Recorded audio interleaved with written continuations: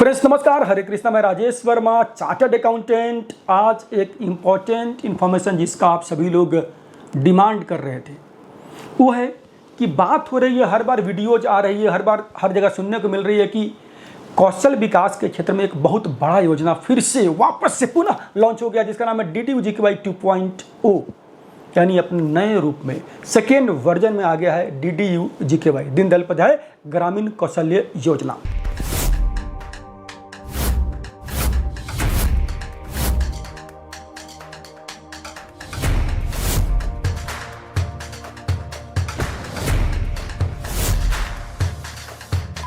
तो DDU-GKY इस योजना में अगर एज एन NGO या फिर आप कॉरपोरेट हैं, आप काम लेना चाहते हैं, फंडिंग प्राप्त करके कौशल विकास में अपना योगदान देना चाहते हैं, क्योंकि कौशल विकास सबसे अच्छा काम है।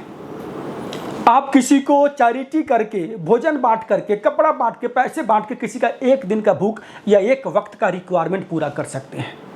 लेकिन अगर आपने किसी को स्किल्ड कर दिया, उसको जॉब दिलवा दिया, तो आप उसके जीवन भर के रोटी कपड़ा मकान का इंतजाम कर देते हैं। आप उसके परिवार का दिशा एवं दशा जो है बदल देते हैं फ्रेंड्स। तो बहुत ही नेक कार्य है कौशल विकास का कार्य करना, बहुत ही नेक कार्य है। तो इस नेक कार्य में आपको काम कैसे मिलेगा, आप कैसे पार्टनर बन सकते हैं, किस प्रकार से अप्लाई करें कि प्रोजेक्ट आपको मिल जाए, उसके बारे में बात करते हैं फ्रेंड्स।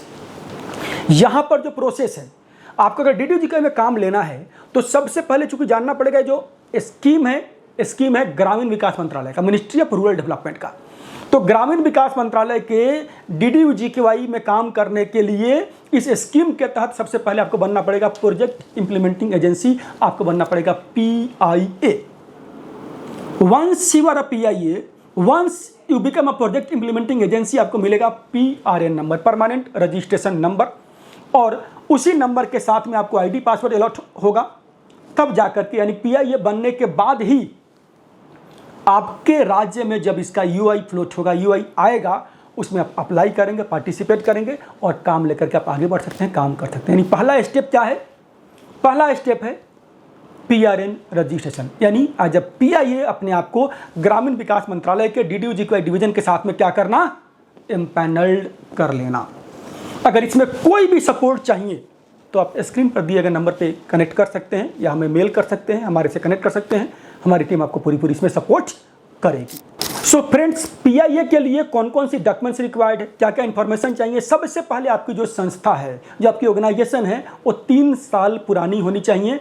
ये जो 3 साल का जो रिक्वायरमेंट है वो स्टार्टअप के लिए एग्जेम्प्ट कर दिया गया, यानी जो स्टार्टअप स्किल डेवलपमेंट के लिए DIPP से रिकॉग्नाइज्ड है, उनके लिए 3 साल के क्राइटेरिया नहीं है फ्रेंड्स। नॉर्मली अगर कोई NGO है, चाहे ट्रस्ट हो, सोसाइटी हो या सेक्शन 8 कंपनी हो, कोई प्राइवेट लिमिटेड या लिमिटेड कंपनी है रजिस्टर्ड अंडर कंपनीज एक्ट 2013, या फिर कोई लिमिटेड लायबिलिटी पार्टनरशिप है, कोई सेल्फ हेल्प ग्रुप है, तो वे लोग यहाँ पर PIA के रूप में एम्पैनल्ड रजिस्टर्ड हो सकते हैं। पार्टनरशिप फॉर्म यहाँ पर नहीं है, प्रोप्राइटरशिप स्ट्रक्चर यहाँ पर अलाउड नहीं है फ्रेंड्स। तो ये तो हो गया आपका स्ट्रक्चर। तो जो भी आपका स्ट्रक्चर है उसका कंस्टिट्यूशन डॉक्यूमेंट यानी रजिस्ट्रेशन सर्टिफिकेट आपका होना चाहिए, पैन कार्ड होना चाहिए, टैन नंबर आपका होना कंपलसरी है, GST में रजिस्टर्ड होना कंपलसरी है, GST नंबर यहाँ पर चाहिए, आपके संस्था का वेबसाइट होना चाहिए, और जो भी आपका संस्था का ऑफिस है वहाँ पर का आउटर का और इंटीरियर का फोटोग्राफ चाहिए होता है। तो ये सारे डॉक्यूमेंट्स को आप एक जगह इकट्ठा करके इन सबको स्कैन करें प्रॉपर। 300 KB से आपका जो साइज है वो कम होना चाहिए एक डॉक्यूमेंट का, क्योंकि सब कुछ आपको अटैच करना पड़ेगा।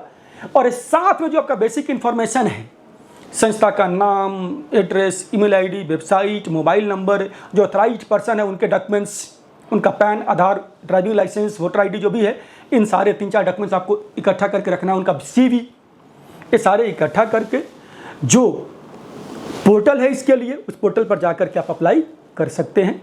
तो ये तो हो गया documents and information required for PIA registration. So friends नमस्कार, अगले वीडियो में बात करेंगे कि PIA बनने के बाद आखिर इस प्रोजेक्ट में काम कैसे लें।